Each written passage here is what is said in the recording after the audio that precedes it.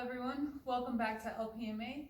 Let's talk about one of our main transitions that we're going to do our entire jiu-jitsu journey, and that is your side control to full mount.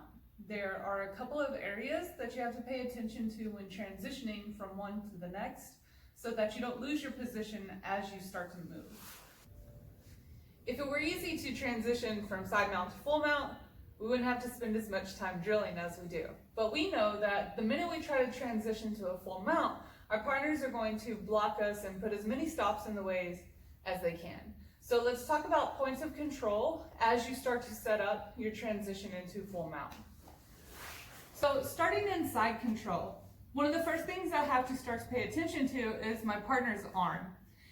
Before I even get to try to set up into a full mount, he's already going to want to bring his arms in and start to bridge to push me off of him for his side mount escape. So in order to not allow this to happen and to be able to set up my transition, I'm going to push my weight into him. As I do, I'll take this arm and reach behind his tricep and lift his arm up into my ribs. Once I lift his arm, I'll bring my knee up to crowd that space where he was going to bring his elbow through, and I'll pinch between my thigh and my elbow. Now when he tries to bring his arm in, I should be able to maintain control of this arm. With my cross face engaged, I now need to open up space so that I can start to bring this knee up to pass.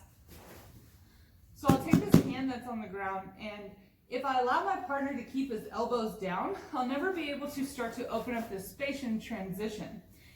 It's really hard to just push someone's arm when they really don't want you to pass, because the more that I push, the more he pulls his elbow in, right?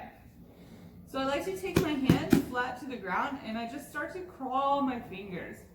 And even if my partner's super strong here and starts to pull down, go ahead, I can still get that arm to lift open. Once I've gotten it to a position where I have open space, I'll grip my arms together and put pressure into his chest here, maintaining that his elbows stay open. He'll try to pull them in, and I'll maintain my position. Now what this does here is this allows me space to start to bring my knee up.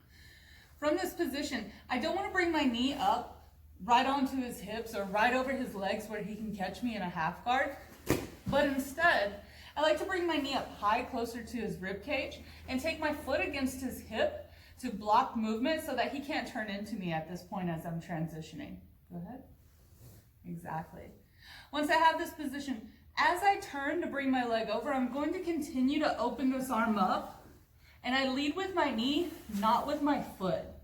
I bring my knee all the way up into his armpit and try to get into a really good full mount. From here, I make sure that once I'm in my full mount, I'm not sitting too low on his hips where he can bridge and start to fuck me off. Instead, I'll bring my knees up really high and try to keep his arms above. Go ahead. Exactly.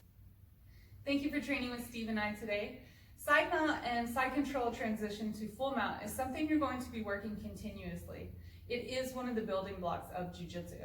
So if you have any questions about it, comment below and let's talk about it.